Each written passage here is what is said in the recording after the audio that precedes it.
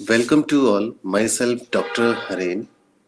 आज का हमारा लेक्चर है फिक्सेशन, जिसमें हम स्टडी करेंगे प्रॉपर्टीज ऑफ गुड फिक्सेटिव्स को और उसके बाद हम स्टडी करेंगे टाइप ऑफ फिक्सेटिव को। इंट्रोडक्शन। हमें पता है कि जो भी हमारे जो लिविंग सेल्स होते हैं, हम उसको लाइट या तो हम लाइट माइक्रोस्कोप के अंदर स्टडी करते हैं या तो फेस कंट्रास्ट माइक्रोस्कोप के अंदर स्टडी करते हैं। और ये जो स्टडी करते हैं या तो स्टेन करके स्टडी करते हैं या तो विदाउट स्टेनिंग स्टडी करते हैं। अब दोनों ही केस में क्या होता है कि हम लोगों को जो हमारा सेल है उसको बहुत जल्दी क्या करना पड़ता है, माइक्रोस्कोप के अंदर स्टडी करना पड़ता है। अगर हम माइक्रो क्यों अगर हम माइक्रोस्कोप के अंदर बहुत जल्दी स्टडी नहीं करेंगे तो क्या होता है कि सेल के अंदर ऑटोलाइसिस होने स्टार्ट हो जाता है। और हमें पता है कि हम इस कंडीशन में सेल्स को बहुत लॉन्ग पीरियड तक क्या है, प्रिजर्व नहीं कर सकते हैं। हमें पता है कि जो सेल होता है, सेल के अंदर साइटोप्लाज्म होते हैं और साइटोप्लाज्म के अंदर डिफरेंट टाइप्स के जो सेल ऑर्गेनलीज प्रेजेंट होते हैं। और जितने भी सेल ऑर्गेनलीज होते हैं उसमें क्या होते हैं, एंजाइम्स प्रेजेंट होते हैं। इन्हीं एंजाइम्स को हम कलेक्टिवली बोलते हैं कैथापेप्सिन। और इन एंजाइम में कैपेबिलिटी होती है या कैपेबल होते हैं कि वो डिसॉल्व करना स्टार्ट करते हैं, अपने ही जो प्रोटीन्स होते हैं सेल्स के अंदर उसको डिसॉल्व करना स्टार्ट कर देते हैं जैसे ही सेल्स की डेथ हो जाती है। इसी को हम कहते हैं ऑटोलाइसिस।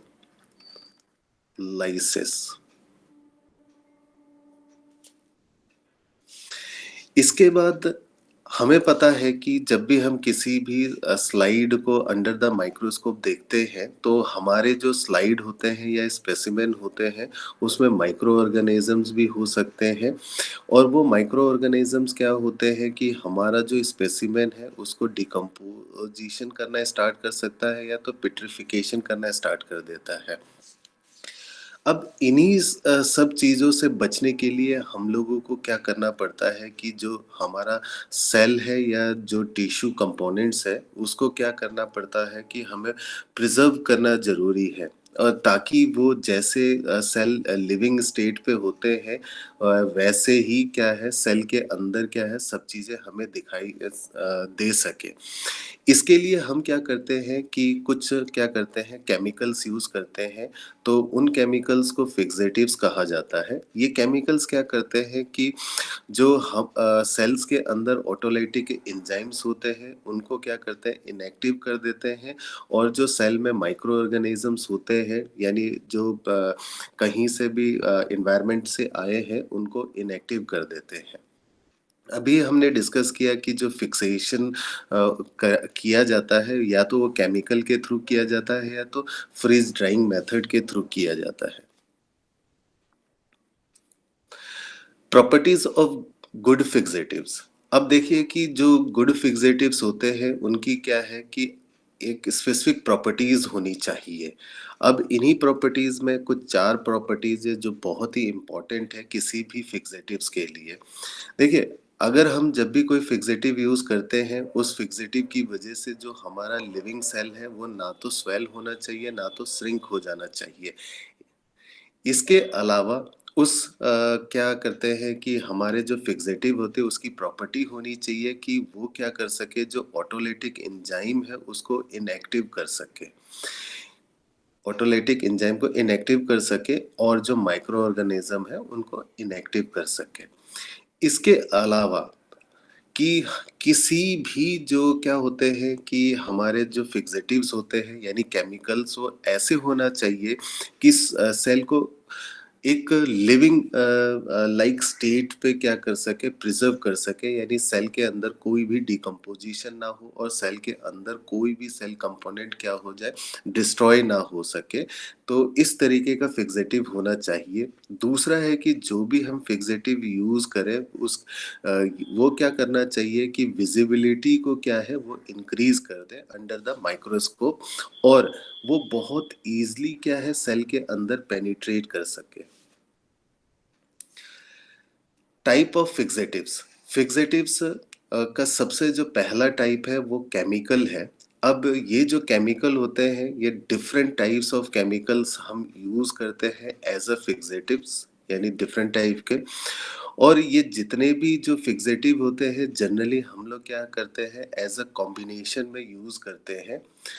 जो कि क्या है कि जो सेल है वो उसके जो प्रोटीन्स है उसके साथ रिएक्ट कर सके।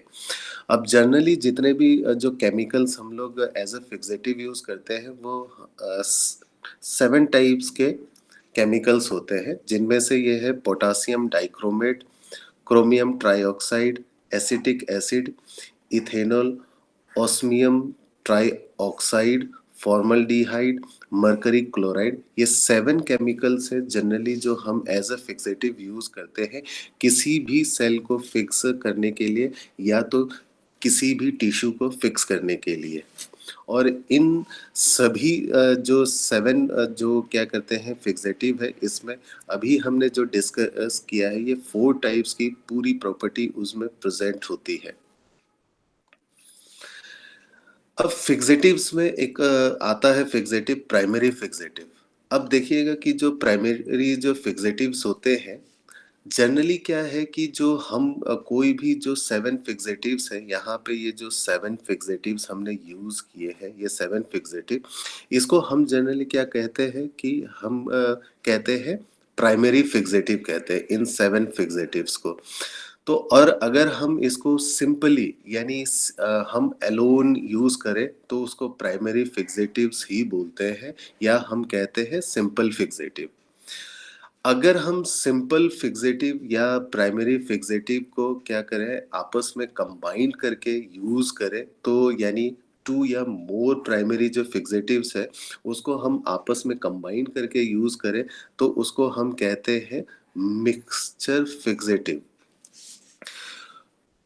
Coagulant fixative ethanol, mercury chloride, chromium trioxide ये क्या करते हैं कि जो हमारा जो प्रोटीन होता है तो ये जो प्रोटीन होता है ये क्या करता है कि कोगुलम बनाता है किसके साथ यानी हमारा जो इथेनॉल है मरकरी क्लोराइड है या क्रोमियम ट्राइऑक्साइड है ये फिक्सेटिव है। ये क्या करता है प्रोटीन के साथ रिएक्ट करता है यानी बाइंड करता है उसके बाद कोगुलम का फॉर्मेशन करता है इसीलिए हम इसको कोगुलेटिव फिक्सेटिव कहा जाता है। Non coagulant fixative non coagulant fixative में आता है example formaldehyde, osmium tetroxide, potassium dichromate, acetic acid. ये सारे क्या करते हैं कि जो प्रोटीन होता है प्रोटीन के साथ बाइंड नहीं होता है जिसकी वजह से कोगुलम का फॉर्मेशन नहीं होता है इसी को हम कहते हैं नॉन कोगुलेंट फिक्सेटिव। अब आता है एडिटिव फिक्सेटिव जो फॉर्मल्डिहाइड होता है ये क्या करता है कि कंबाइन करता है सेल के प्रोटीन के साथ इसीलिए इनको कहा जाता है additive fixative. Non additive fixative जिसमें आता है ethanol, mercury chloride, chromium trioxide ये कंबाइन नहीं होते सेल्स के प्रोटीन के साथ और उसको क्या करते हैं प्रोटीन को डीनेचर कर देते हैं इसीलिए हम इनको कहते हैं नॉन एडिटिव फिक्सेटिव। ये अदर टाइप ऑफ क्लासिफिकेशन है जो फिक्सेटिव्स का है जिसमें एल्डिहाइड फिक्सेटिव्स आता है जिसमें एग्जाम्पल है हमारा formaldehyde, glutaraldehyde, acrolein and ग्लाइकोक्सल।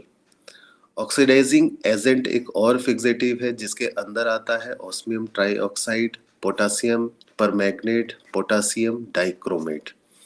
इसके अलावा एक और फिक्सेटिव का टाइप है जिसको हम कहते हैं प्रोटीन डीनेचरिंग एजेंट जिसमें आता है acetic acid, methyl alcohol, ethyl alcohol. एक लास्ट कैटेगरी है जो क्लासिफिकेशन का जिसे क्रॉस लिंकिंग एजेंट कहा जाता है जिसमें कार्बोडाइमाइड्स आता है, डाइमिथाइल सबमाइड इसके अंदर आता है। इसके बाद हमारा जो दूसरा जो सेल को फिक्स करने का जो दूसरा तरीका है यानी सेल या टिश्यू को फिक्स करने का तरीका है वो फ्रीज ड्राइंग मेथड है। अब देखिएगा जो हम फिक्सेटिव यूज़ करते हैं उसका कुछ डिसएडवांटेजेस हैं, यानी जो केमिकल फिक्सेटिव यूज़ करते हैं उसके कुछ डिसएडवांटेजेस हैं। उस डिसएडवांटेजेस में जैसे लॉस ऑफ सॉल्युबल सब्सटेंसेस, यानी जब हम केमिकल फिक्सेटिव को यूज़ करते हैं तो हमारे जो सेल्स होते हैं उसके अंदर कुछ सॉल्युबल सब्सटेंसेस होते हैं, जैसे कि लिपिड हो गया, जैसे प्रोटीन हो गया, जैसे पॉलीसेकेराइड्स हो गए। ये सब क्या करना होता है, लॉस होना स्टार्ट हो जाता है सेल्स के अंदर। दूसरा है कि कई बार क्या होता है कि केमिकल्स को यूज़ करने की वजह से, केमिकल फिक्सेटिव को यूज़ करने की वजह से जो हमारा प्रोटीन होता है वो डीनेचर होना स्टार्ट हो जाता है। इसके अलावा जो हमारा जो एंजाइम होता है वो इनएक्टिवेट हो चुका होता है और डिस्ट्रक्शन होना स्टार्ट हो जाता है। तो ये कुछ क्या होते हैं कि केमिकल फिक्सेटिव्स के डिसएडवांटेजेस हैं। इसी को ओवरकम करने के लिए एक दूसरा मेथड को डेवलप किया गया है, जिस मेथड को हम कहते हैं फ्रीज ड्राइंग मेथड कहते हैं। अब जो ड्राइंग मेथड है ये इन्वॉल्व है फ्रीजिंग क्यू सेंसिंग बोलते हैं। एक होता है इसके अंदर होता है यूटेटिक फिनोमेना, जिसको हम कहते हैं मेंटेनिंग यूटेटिक पॉइंट या पोस्ट फिक्सेशन। यानी ये फ्रीज ड्राइंग के कुछ स्टेप्स है। अब हम लोग क्या करते हैं, यानी ये जो फर्स्ट स्टेप है यानी क्यूसेंसिंग प्रोसेस जिसे कहते हैं, हम एक सेल या टिश्यू को लेते हैं और क्या करते हैं, रैपिडली उनको फ्रीजिंग करना स्टार्ट कर देते हैं। और रैपिडली अगर उसको फ्रीज करना स्टार्ट कर देंगे तो इससे क्या हो जाएगा, जो सेल के अंदर जो केमिकल रिएक्शन चल रहा होगा, जो ऑटोलाइसिस हो रहा होगा, वो स्टॉप हो जाएगा। इसके बाद होता क्या है कि हम ना क्या करते हैं कि जो फिनोमेना है इसको मेंटेन करके रखते हैं। आइए यूटेटिक फिनोमेना का पहले डेफिनेशन को समझते हैं कि ये क्या है। कि जो मैक्सिमम जो टेम्परेचर है जिसमें क्या है कि क्रिस्टलाइजेशन क्या हो जाता है, स्टार्ट हो जाए, इसी को हम क्या कहते हैं, यूटेटिक फिनोमेना बोल देते हैं। अब यूटेटिक फिनोमेना को इस एग्जांपल से समझते हैं कि मान लीजिए कि ये एक केमिकल है, केमिकल ए है। अब जो ये केमिकल ए, इसके अलावा यह है केमिकल बी। अब ये जो केमिकल ए और केमिकल बी, ये दोनों ही केमिकल क्या है, एज ए फिक्सेटिव हम क्या करते हैं कि सेल को फिक्स करने के लिए यूज करते हैं। तो इसमें क्या करते हैं कि जो ये केमिकल ए, अगर मान लीजिए ये क्या है, हम इसको फ्रीज करने के लिए स्टार्ट करेंगे तो ये हो सकता है कि जो ये केमिकल ए है ये फर्स्ट क्या हो जाए कि फ्रीज होना स्टार्ट हो जाएगा। जैसे ही ये फ्रीज होना स्टार्ट हो जाएगा तो ये क्या करेगा, केमिकल बी का जो कंसंट्रेशन है उसको इंक्रीज कर देगा। और इसके बाद जैसे ही हम क्या करेंगे और टेम्परेचर को क्या करेंगे, इंक्रीज करेंगे फ्रीजिंग करने के लिए, ये बहुत जल्दी ये दोनों आपस में क्या हो जाएगा, फ्रीज हो जाएगा। तो इसी फिनोमेना को हम लोग क्या करते हैं, यूटेटिक फिनोमेना में यूज करते हैं। हम ऐसे केमिकल यूज करते हैं कि जो क्या करते हैं कि एक केमिकल बहुत जल्दी क्या हो जाए कि फ्रीज हो जाए और उसकी मदद से दूसरा केमिकल भी बहुत जल्दी फ्रीज हो जाए, जिसकी वजह से जो हमारा जो क्या करते हैं कि जो फ्रीजिंग टेम्परेचर है वो क्या हो जाए, डिक्रीज हो जाए, यानी बहुत जल्दी वो फ्रीज हो जाए। अब कई बार क्या होता है कि जब हम सेल को बहुत जल्दी फ्रीज करना स्टार्ट कर देते हैं, फ्रीज करने के बाद क्या होता है, अगर टेम्परेचर किसी वजह से इंक्रीज हो जाए तो वो मेल्ट होना स्टार्ट हो जाता है।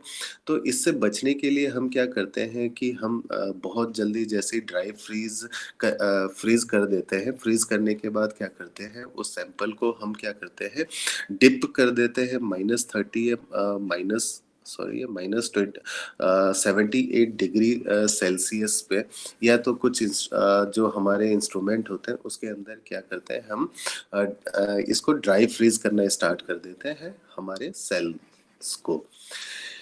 इससे क्या हो जाएगा कि ये क्या हो जाएगा, सेल क्या हो जाएगा कि एक यूटेटिक जो फिनोमेना है वो मेंटेन रहेगा, यानी वो जो सेल है वो फ्रिज ही रहेगा।